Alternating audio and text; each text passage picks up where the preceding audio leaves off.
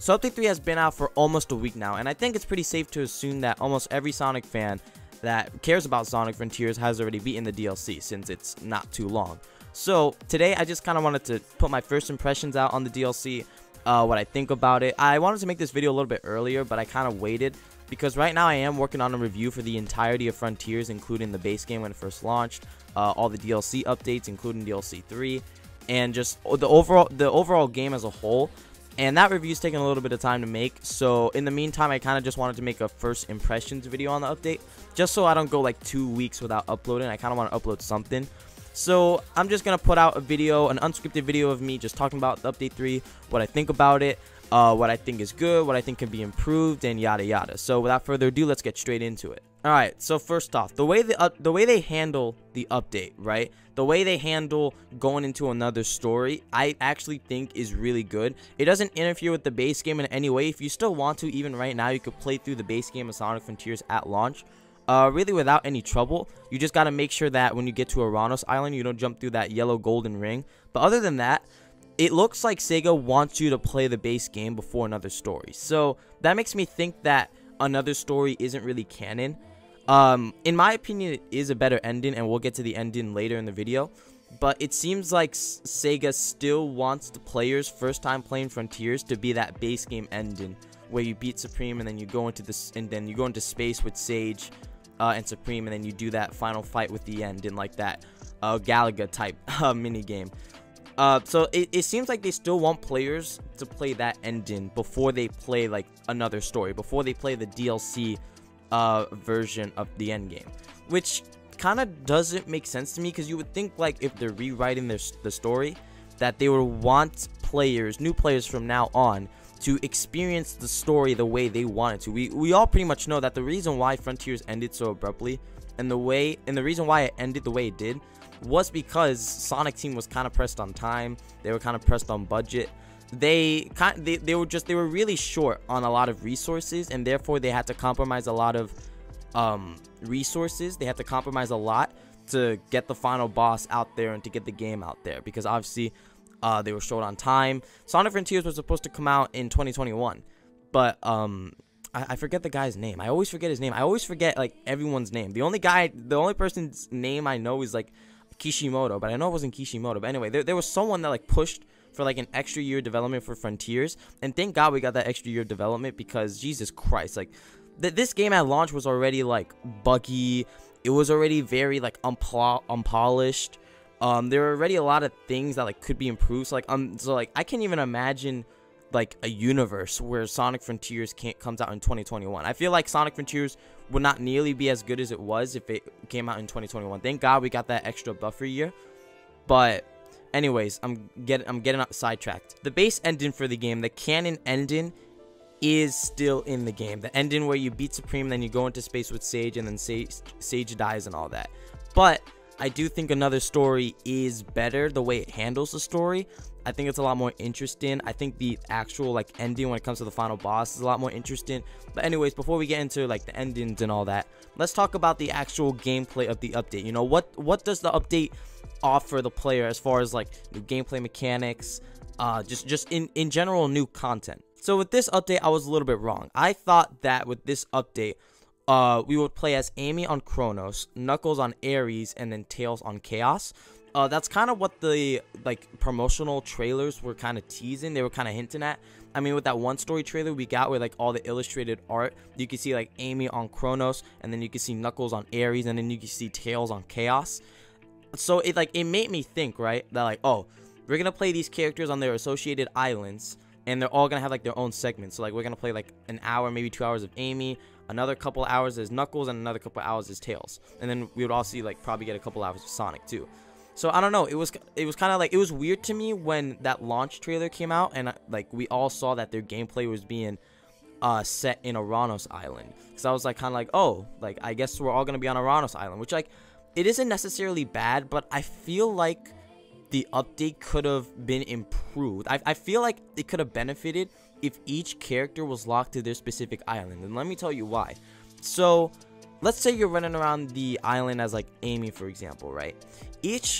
Like the island, right, is absolutely filled with challenges all over the place, left and right. Like you make a turn, there's a few challenges in front of you. You turn around, there's a few challenges. Like there's challenges everywhere. And when I say challenges, I mean like platforming challenges. You know, like you hit a spring and then you get locked into like a 2D segment, or like you hit a spring and then like, you know, there's like you hit like some sort of like dash pad or spring or whatever, and then there's an obvious like path to go to get like not a memory token, but like a defense seed, an attack seed, a Coco of some sorts, or maybe get to your objective. So it's very like there's just a lot of platforming challenges around the island, and it could get really hard to it could get really hard to navigate the islands and to kind of understand where you have to go, because there are so many like challenges and things to go to all over the place. And they kind of fix this by making the platforms that are meant to be for specific characters their colors. So like, for example, these pink platforms, right, they're associated with Amy. So when you see these pink platforms, your brain automatically assumes that like, oh, like this is meant for Amy's gameplay. Red platforms are meant for Knuckles gameplay, and yellow platforms is meant for Tails, and then all like the regular platforms like the blue and all that is meant for Sonic. So they kind of fix it like that, but it's still like there's so many challenges all over the islands. It feels so jam-packed. It definitely feels like they just tried to shove a bunch of like platforms like as much as they can, and I feel like they could have benefited a lot more if, you know, Amy was only stuck on Chrono, so that all they had to do was design that island around Amy. They don't have to worry about putting all these other platforms around for all these other characters. They could just design Chronos around Amy, and I feel like that like Amy's gameplay, not just Amy but all the other characters' gameplays, could have been a lot smoother, could have been a lot more enjoyable if they were just all on different islands. Therefore, developers can design those islands around that one specific character, but instead the developers had to compensate for every character. They had to compensate for every character on one island. So I don't know, I just kind of feel like if they would have just have Amy on Chronos, Knuckles on Ares, Tails on Chaos, and then Sonic on Uranos, they could have designed those islands around those specific characters, and therefore we could have gotten maybe smoother gameplay. It would have been more clear to know where the hell like you had to go, because that's another problem this update suffers from. I noticed that throughout my time with this update, there are two problems I had. One, the objectives were really basic. This isn't even just a problem with the update, but it's a problem with Sonic Frontiers in general. I feel like the objectives you have to do in the game are very boring and very dull. I think the game is heavily carried by its actual gameplay, by its mechanics. The uniqueness of the objectives in this game are very bad. And the reason why I think they're bad is just because I felt like throughout this entire update, I was just trying to get to a specific location. It was like, okay, go find this Elder Coco, and then you go find the Elder Coco, and then you talk to them. Okay, now go find like this other Coco, and then you go find the other Coco, you talk to them. Alright, go to this Chaos Emerald, and then you go to that Chaos Emerald, and then you can't get it. So now you switch characters, and once you switch characters, alright, go to this like Impact Coco, and then you go to the Impact Coco. Alright, go to the next, like, you know what I'm trying to say. It just felt like they would pinpoint a place where you had to go. You would go to that place, do a little like, sometimes you would even do a challenge. You would just talk to that person, and then it would just tell you to go to another specific location. And the only way to get to those specific locations is to go on a like specific route. So you would be running around the island, and then there would be like a platforming challenge that you have to take in order to get to that specific like Coco or Chaos Emerald or whatever. And sometimes like it wouldn't be clear where you had to go.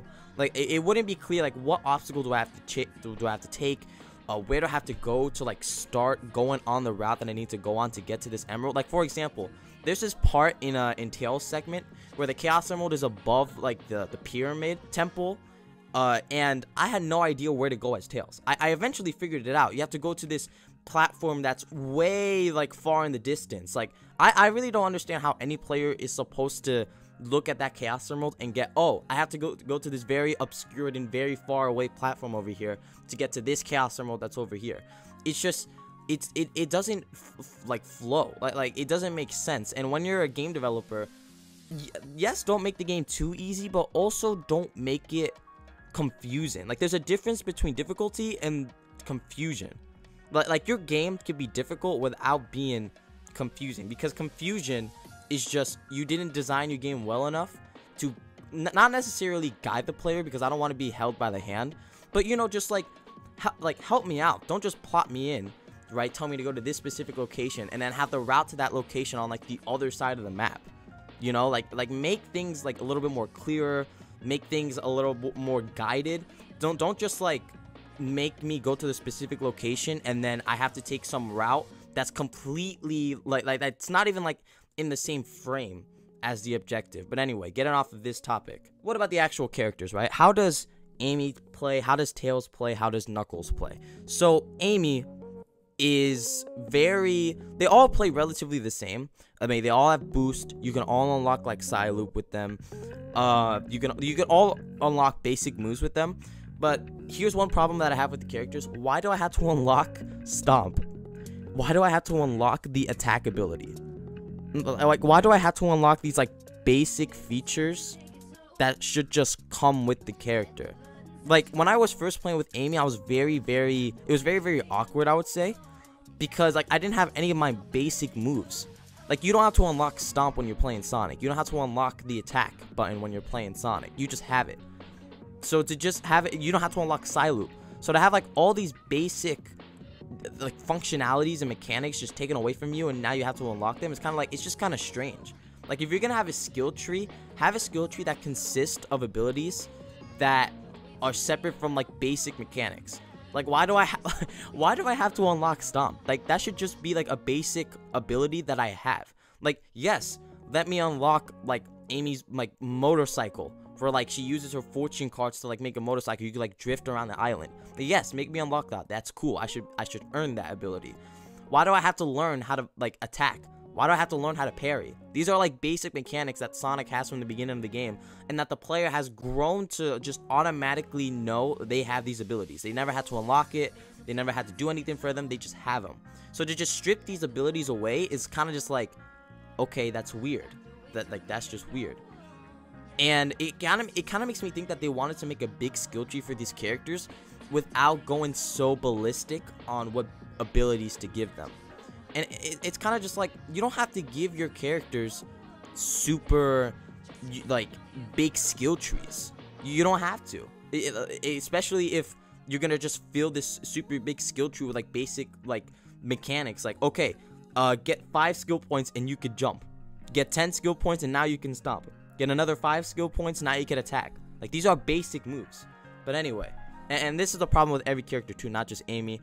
Knuckles has the same problem, Tails has the same problem. You have to like unlock these really basic mechanics, and it's kind of just like, why? Like, why do I have to unlock these mechanics? Why do I have to unlock mechanics that should just be unlocked from the beginning? Like, it's kind of like that situation with like Sonic and the Secret Rings. A lot of people complain that Sonic and the Secret Rings has terrible controls, but you can actually unlock specific abilities in the game that makes the controls better. And it's kind of just like, why not just make it so that these are the way the controls operate in the beginning of the game? Why do I have to unlock abilities that make the controls better? It's the same. It's kind of like the same concept with this right here. Why do I have to unlock these basic abilities to make gameplay feel better? These should just be basic abilities I have. But anyway, I've been talking about this for too long.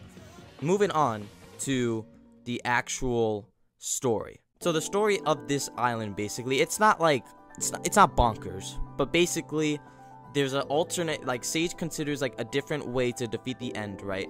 And it's basically, this is the plan. So what Sage does is she brings back Amy, Tails, and Knuckles from cyberspace after basically they sacrifice themselves to save Sonic from the cyber corruption. They come back, Sonic gets his cyber corruption back, but this time Sage guides him on how to use that cyber corruption as power. So so as Sonic, with Sonic's gameplay, you would climb these towers, which I'm gonna get to the towers and the overall difficulty in a bit, but you would climb these towers as Sonic, you would get to the top, and then you would do trials. And then with these trials, every time you would complete a trial, Sonic would harness more of that cyber corruption and use it as power. And basically the plan was get to all the towers, harness all your cyber corruption so that when the end comes by, you'll have, like, you know, enough power to defeat it. While Sonic's doing that, the gang, Amy, Tails, and Knuckles are gathering Chaos Emeralds so that when the end does come around and when Sonic does have all of the cyber corruption like controlled and built up for power, they can have the Chaos Emerald. Sonic doesn't have to go and get the Chaos Emeralds himself.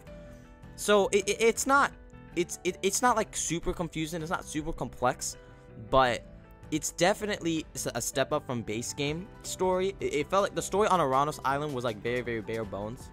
It's like after Rhea, the story really takes a backseat. After Rhea dumps all that lore on you, base Aranos Island is very, very bland when it comes to story. There's basically no story on it at all until you get to the end.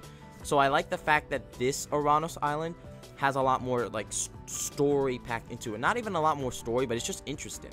Like, it's just interesting. The actual story is fine and all. It's not too crazy, but it's not too bad either.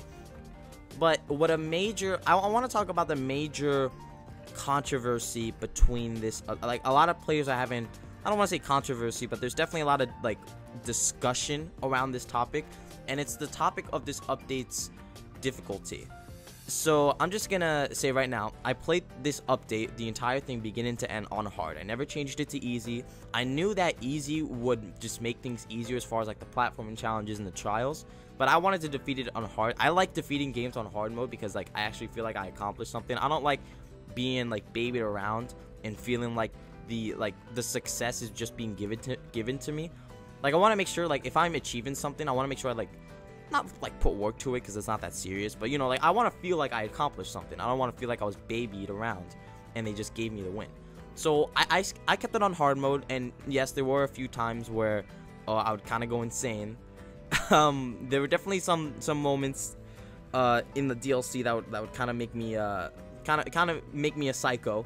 It definitely was rough at some points, but I wouldn't say it was so difficult to the point where like I felt like there was only one part of the update where I was seriously considering changing it to easy mode. I didn't, but I was considering it, and it was the Titan fight trials, which we'll get to in a second. But I feel like the actual difficulty of the DLC, as far as like the actual like islands, like the actual like gameplay on the island, on Aranos Island, I don't necessarily think it's that hard. And I mean, I don't really know what like Sonic fans like want, because like you guys were saying that Frontiers was a bit too easy on launch. So with this update, they're like, all right, you guys said it's too easy, like, all right, fine, we'll up the difficulty. And they up the difficulty, and you guys are like, oh, it's too hard. It's too hard now. And it's kind of just like, make up your mind. Make up your mind. And even if it's too hard for you, right, to the point where you're not even enjoying yourself, just switch it to easy mode. No one's stopping you. Switch it to easy mode. Literally, no one is stopping you. It's a lot easier on easy mode. I'm not sure if the combat is easier on easy mode, but the platforming challenges, which I'm guessing a lot of people are, you know, struggling on. I'm guessing that's the reason why people are saying it's so difficult, is because of the platforming. Just change it to easy mode, and then the platforming is that much easier. Literally, I've played this update almost twice. Once all on hard, and the other time all on easy. I haven't beaten it on easy, but I'm playing it all through easy. Literally, most of the platforming now on easy, you just keep spamming home and attack, and there are balloons. They just plot balloons everywhere so that you could just home and attack your way through all the obstacles. So if you're really not enjoying yourself on a harder difficulty, just change it to easy. Just do that. And personally, I don't know if I'm just like a gamer like that. I don't really know if I'm like that cracked on the sticks, but I don't even think it was that difficult. Like, just looking at it objectively, yes, there were some moments where it was like, wow, this is hard, but I wouldn't say there were any moments where it's like, wow, this is unfair. I don't think there were any moments in this DLC where it was like, wow, like this is just straight up unfair. I definitely do think that lesser skilled players are definitely gonna have a hard time if you're not playing on easy, but that's why that easy option is there. That's why they have difficulty settings. If you're someone who's really experienced, if you're someone who's looking for a real challenge, put it on hard. Like I don't know why people are so surprised that when they're playing the DLC on hard, that it's hard. Like, it's in the name. But anyway, overall, I don't think the DLC was that bad, and if you think it's really that hard, just change it to easy. Like, no shame. If you're not enjoying yourself, just change it to easy. Like, I really don't care. But anyway, moving on from the difficulty, let's move on to the finale. Like, the final part of it, like the final thing that Frontiers has to offer before they're done developing this game, before the next 3D Sonic game. So once actually no, we can't even talk about the finale yet, because we have to talk about that trial, the Titan Trials. So the Titan Trials is pretty much like, not a time trial, well, kind of a time trial, but it's basically, the challenge is defeat all 3 Titans Giganto, Wyvern, and Knight with 400 rings. So you basically have 400 rings to beat Giganto, Wyvern, and Knight. And I'm just gonna try and do the math on the top of my head. 400 rings is 400 seconds, which is around like 6 minutes. It's around like 6.5 minutes, right? I would say like around 6.5 minutes. So you basically have 6.5 minutes to beat Giganto, to beat Wyvern, and to beat Knight. Now that by itself doesn't sound too hard. It sounds like that's doable, and it is. But the thing about this trial is that if you're playing on hard, I'm not sure if it changes for normal, but if you're playing on hard, you have to like your parry is a perfect parry, which like they made the parry in this trial like an actual parry, like a parry you have to time.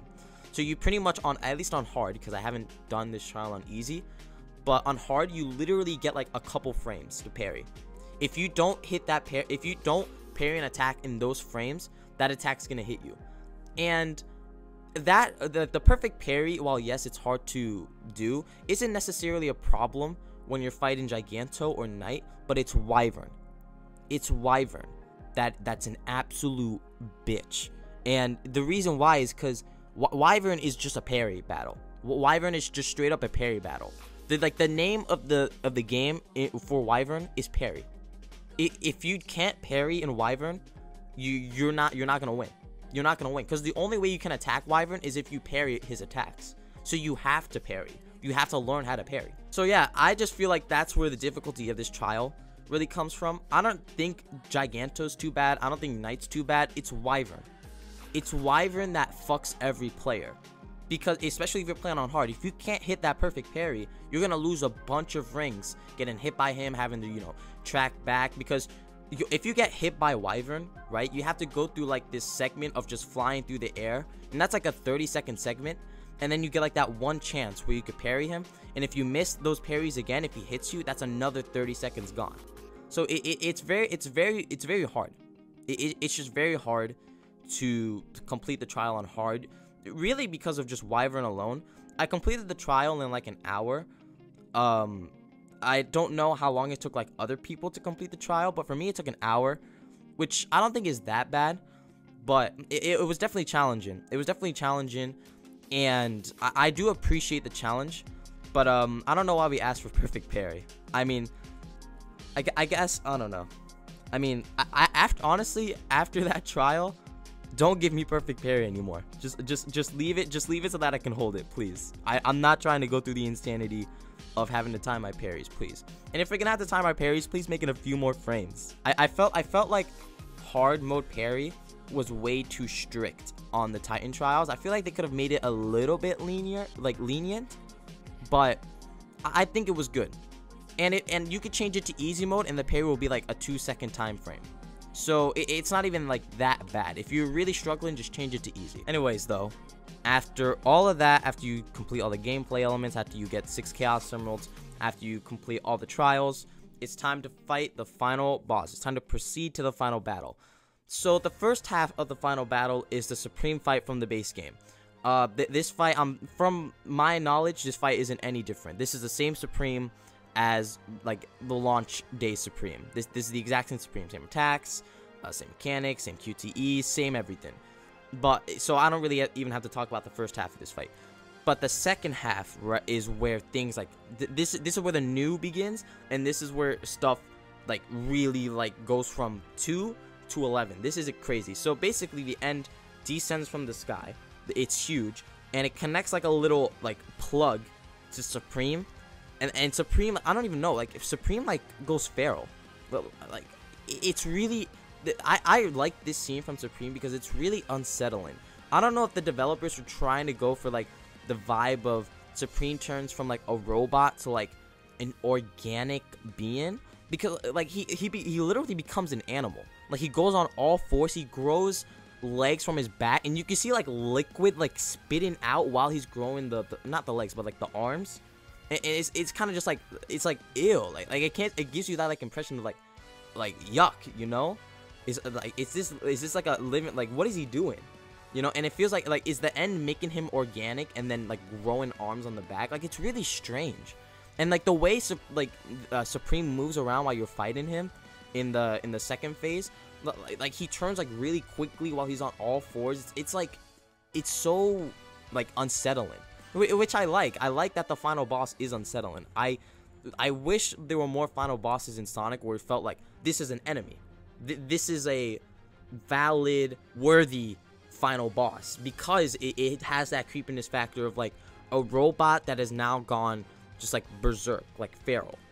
But anyways, this final boss, let me just get out of the way. It's fucking peak. It's peak fucking fiction. Like, are you serious? How did Sega cook this? How? Like, fucking hell. I'm speechless. Sometimes I just like fumble my words. I can't even like process this final boss, even like a week after I beat it. But dude, all right. First off, the music, the first half of like the first phase of the end boss, because this technically is the end boss fight, so we're just gonna call it the end. So the first phase of the end boss fight is an orchestrated version of I'm Here, and it kind of gave me like Endless Possibilities orchestrated vibes. Like, you know how like when you're fighting a Perfect Dark Gaia and you have that orchestrated Endless Possibilities playing while you're Supersonic, that kind of gave me that vibe when I was playing when the end boss fight for the first time, when you had like the trumpets kick in and like just the orchestrated version. It kind of reminded me like, oh shit, like this is so like unleashed. But anyway, I really like the orchestrated I'm Here.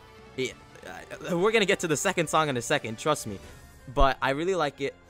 I do really like this boss fight. It's definitely the most complex Titan fight that we have in the entire game. If there's one problem I have with all the Titan fights, is that they're way too simple. It's like with Giganto, you literally just keep wailing on him and then he dies at some point. With Wyvern, you just parry him and then you do the same thing as Giganto. You wail on him. Knight is a little bit more complex with like his shield and the sword and everything, but it's still relatively simple. But this final boss, right, the end, actually feels like a complex fight. It feels like a fight where I have to actually think about what I'm doing. There are specific moves that I have to perform that'll weaken the fight, that'll weaken the boss, that'll get me closer to killing him. There are certain attacks that'll help me get closer to defeating him. And I kind of like that factor, but the reason why it doesn't really work that well in this scenario is because Sega, the game doesn't clearly let you know what you have to do. And let me emphasize. So there's a very clear like pattern you have to follow with this end boss fight. First, you have to take the plug off of Supreme. Then you have to go like ham on him, get him all the way down to 0 health, and then you gotta you gotta side loop the gun on his back, the gun that you could barely see, side loop the gun, and then after it's kind of just like the game doesn't make it clear what specific things you have to do, and the game does give you a hint, like if you die, like, oh, like, you know, the plug is supplying the end and like restoring his health. Is there a way to unplug it? But it's like the way you unplug that plug is by attacking the head of the end and then hitting like R1 or RB, depending on if you're on Xbox or PlayStation, or what was it for Switch? I think it's just R for Switch, depending on what platform you're on, right? You sidestep to the right or the left, and then you start punching the plug. It's like the game doesn't let you know, it doesn't tell you like how to do it. And that's very unclear. That feels like a very like obscure mechanic. Like, I feel like not a lot of players are gonna figure that out. A lot of players are gonna need help on that. The same thing with like the gun. Like the Supreme goes down, you get rid of all his health, and your immediate reaction is like, oh, I won, the fight is over. But no, it's not over. You have to side loop this gun that you can like barely see. You can barely see the gun. You have to side loop it, and then the gun comes out, plops out, and the game makes it obvious side loop the gun because it plays a cutscene and it dies on the floor, and it goes into the ground. It cements itself into the ground. It's like obvious. Okay, let me side loop this. But for the other mechanics, it's like that's not obvious, and that's a problem that I kind of have with this boss. There are a lot of mechanics where it's just like this isn't obvious to the player, so it makes it so sometimes the player could get very confused on what specific things they have to do. But after the first phase, after you get the gun, after you side loop the gun out of the floor, like this is where like shit really fucking like goes crazy. First off, Kellen Quinn. Kellen Quinn. Enough said. Like, Kellen Quinn has to be a mainstay in the Sonic, like, series. They have to be a mainstay with Crush 40. Because holy fucking shit. Kellen Quinn. I'm Here was already a good track. I feel like I'm Here is very underrated. I think it's a good track. Kellen Quinn took I'm Here and made that shit 100 times better. It's just like his vocals, his vocal range is just like, dude, he's insane. I know this is off topic. I've been listening to Sleeping with Sirens lately. Dude, Kellen Quinn has fucking crazy ass range. He could sing, he could scream, like, dude, he's insane. Anyway, getting off of Sleeping with Sirens, Kellen Quinn, whatever. The second phase of this fight is really where I think it shines. So Eggman grabs the gun. He's got a Glock in his Rari, whatever you want to say, and the end kind of like notices, oh crap, this guy's gonna shoot me. He's gonna kill me. So I don't know, they kind of like make like an asteroid shower. They kind of like throw attacks in the sky, and Sage starts to protect Eggman. And now right here I'm thinking Sage is about to die. God damn it, bro. But then the homies help. Amy comes to help, Tails comes to help, Sonic is fighting, Knuckles comes to help, and they all like help Sage like keep the barrier up. And from this point on, it's kind of like defeat the end before the end takes down that barrier. And like if you take too long to take down the end, then like it'll do like this attack against Eggman and like the others, and it'll like kind of take off a little bit of their health. So it's kind of like defeat the end before the end defeats your friends. Or you lose rings, one or the other. And dude, this really sick cutscene plays. Dude, this absolute fucking insane cutscene plays. Basically, I'm not sure if there's anything specific that triggers it. I think it's just like after you're playing the second phase for like 30 seconds it happens. But the end kind of sends like this massive energy ball at Sonic. And Sonic's like trying to hold it, right? Like he's trying to he's trying to contain it, but he can't, right? And you can see like the blue eyes go to red. And then the Chaos Emeralds, like, they shoot out of him. They don't shoot out of him. They're still, like, hovering around him. But, like, he's not Supersonic anymore. And then he's just getting, like, he's getting thrown across the island. Rings are sprouting all over the place. And then it blows up and it's like, yo, I'm fucking dead. Did I just lose? But, dude, there are two possibilities to this cutscene here. I don't know if a lot of people know this. But if you I'm pretty sure what happens here is if you have over 100 rings when this cutscene starts, you'll get the regular cutscene where Sonic pops back up.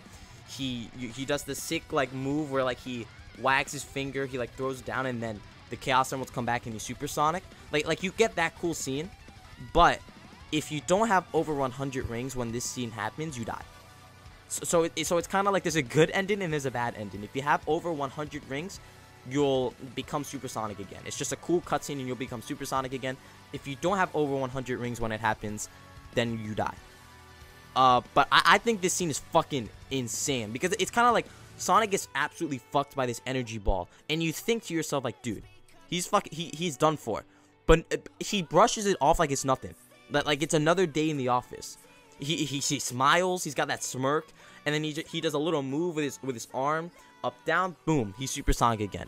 And then he unleashes the energy that he harnessed with the cyberspace again and becomes Supersonic 2 again. And it's just like, bro, how are you going to be this cool? how are you going to be this cool? It's like, it's insane. It's insane. And the way, like, he becomes Supersonic 2, right?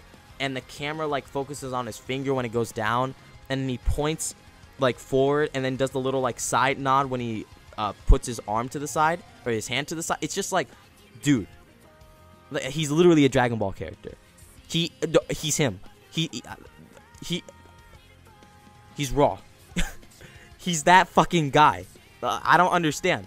Like, how can you be this cool? But anyway, getting off that topic, right? Like, Supersonic 2 is just like, Supersonic 2 just gives off a different vibe than Supersonic. It feels like Supersonic is just raw power, while Supersonic 2 is just like raw power too, but like also with flashiness. Like he's got that flashy aspect to him, and you can see that like with his moves in the cutscenes. You can see it when you like initiate like a cinematic combo on the end. Sonic goes like straight up to the end, right? Like it focuses on his eye, and then like he fucking like dashes all over, like you don't even understand what happens. He dashes all across the screen, and then Supreme just like fucking like his legs stop working. He just falls on the ground, and you have Supersonic looking over the shoulder. It's like, dude, what the fuck? This is insane. This is fucking insane. Like they made like he's cool, but like he has raw power, but he's also fucking like he's cool. He's got that flashiness aspect to him. It's like he's toying with Supreme. It's like Supreme, like the end is not even a challenge to him. It's just like, this is, dude, crazy, absolutely crazy. And then Kellin Quinn on this track. I know I already talked about Kellin Quinn, but like I'm Here, because this song is called I'm Here Revisited. I'm Here Revisited is just, I've been listening to this version of I'm Here for like the past week straight, like on repeat. This song is fucking flames. I can't get enough of it. But yeah, so after you complete phase 2 of the fight, you get this little like final QTE, and this QTE, dude. No. You know, I forgot to talk about this. If you do like a few, dude, the animations they made for Supersonic, before I even like conclude like this section, like this segment, the animations that they made for Supersonic 2, once again, it just proves my point. Like the flashiness aspect of Supersonic 2, like he's so cool, and he shows off how much power he really has, because it just looks like Supersonic 2 is just like he's just having fun. Like he's just going out beating ass and not even thinking about it. Like he's parrying lasers, like just waving his hand. He just waves he waves his hand, and it's just boom. Like, get that shit out of here. he's bro, it's so fucking cool. And then you have the Psyloop move, where like if you Psyloop him a couple times and then wait a few moments, Sonic he'll do a snap. And it's, bro, oh my god. Like they show his raw power by just making him so flashy and so cool, and he makes it look like it's nothing. Fucking insane. But anyway, to conclude this segment, you get like a final QTE where you have to hit a few QTEs. Sonic fucking kicks Supreme into the air, right? And then you get this final, like, you get this one QTE where like he starts dashing all over the place, kind of like that one combo that you got earlier in the fight. And then Supreme goes up in the air, Sonic goes down, and bro, he puts out his fist. He puts out his fist, and then you hit the QTE. Assuming you hit the QTE, you better not miss it. That would kind of be embarrassing. And then boom, he just punches that guy into fucking straight into the air. And then Eggman's like, "It's now or never, Sonic." Kind of like how Sonic said it's now or never in the base game. He goes into the gun. Sonic is a straight bullet now, and he goes. He's going all out. He says, "Sorry, Master King, but it looks like I'm going all out after all." And this is the craziest fucking part. He goes all out. He uses all the cyber corruption, and like he starts glitching and shit. Like he's going like fucking crazy. He's losing himself. Eggman, he aims at Supreme and then shoots. Sonic starts dashing all over the place. You get like a single shot of him, of his face. And like he's got like fangs, like his eyes are kind of messed up. It's like he's corrupted. It's like he's corrupted, but he's not corrupted to the point where he can't function. He's like corrupted to the point where he doesn't have control anymore. So he just has all this like power just radiating through him. Fucking goes through Supreme. Supreme just like vanishes, like he just ceases to exist, and then puts a hole through the end, kind of like how base game when Supersonic puts a hole through the end. And then the end blows up, and Supersonic's just lost in space now. I kind of like this look of Supersonic here in space, because it kind of just shows, yeah, Sonic was like kind of Sonic made it look like he was kind of toying with Supreme. It kind of made it look like he was like everything that he was doing, he was like with ease. He wasn't really struggling. But once he gets out of the cyber like corruption form, and once he's just Supersonic in space, you can kind of see like this battle roughened him up. Like this was a battle like beyond the power scales of like Eggman, a Zavok, I don't want to say Mephiles, that's his name, right? Mephiles from 06, but you know what I'm saying. Like it shows like, yeah, while Sonic was showing off his edginess and like his the flashy aspect to his character, like this fight also roughened him up. I really like that look to him. But anyway, Supersonic falls down, right? He hits the ground. The Chaos Emeralds leave Sonic. I'm guessing we're gonna have to go find them again in the next game. Woohoo! And he hits the ground, and then I'm pretty sure from here on out, it's the same story. Other than I really like the parallel between the ending in the DLC and the ending in the base game. So the ending in the base game ended with Sonic flies down from space, right? Not roughened up. He just flies down, and he kind of does like the same thing. He hugs Amy, high fives Tails, fist bumps Knuckles, and all that. And then the camera pans to the sky. It fades to another scene, pans down, and shows Eggman alone and like sad that he lost his daughter. But with this cutscene, or with this DLC, it kind of does the same thing. Like Sonic is with his buddies, like he's doing all this, and then the camera pans to the sky, fades to a different scene. It pans down, but now Eggman is with Sage because Sage doesn't die. And like Eggman kind of gets like his good ending, and they get to go home. And then a new song plays in this DLC. In the base game, it played Dear Father, where it was about like Sage like basically singing how like I enjoyed our time together.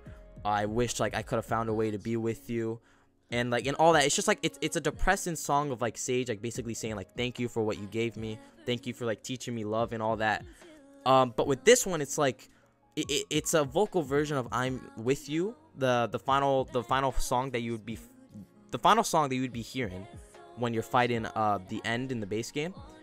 And it's a vocal version of that, and it's about like Sage like basically singing how like she gets to go home, like she has a family now and she gets to go home. It's so emotional, because like not only is it emotional in like a story sense, but it's emotional in like just in the sense that like this is the end of the journey.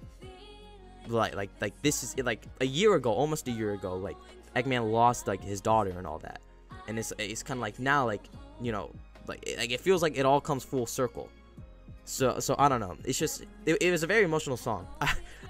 I promise you I didn't cry. I promise you I didn't. But it definitely is a song that's kind of like wow.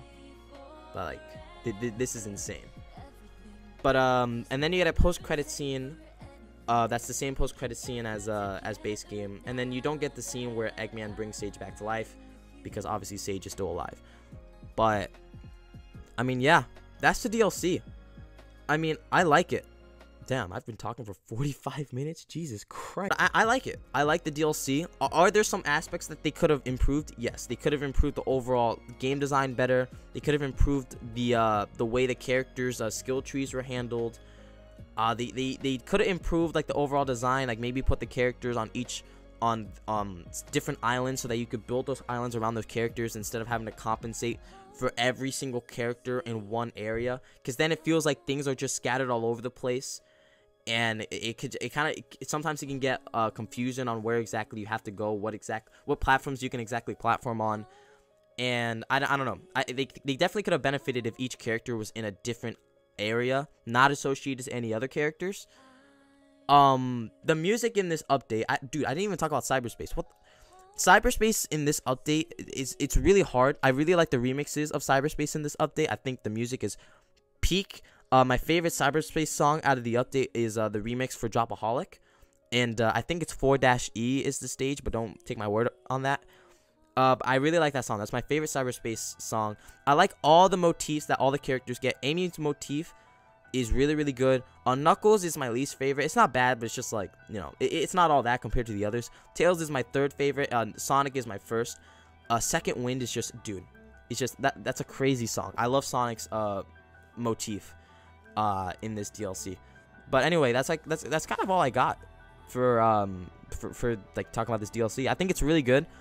Could it be better? Yes, absolutely. It could definitely be better.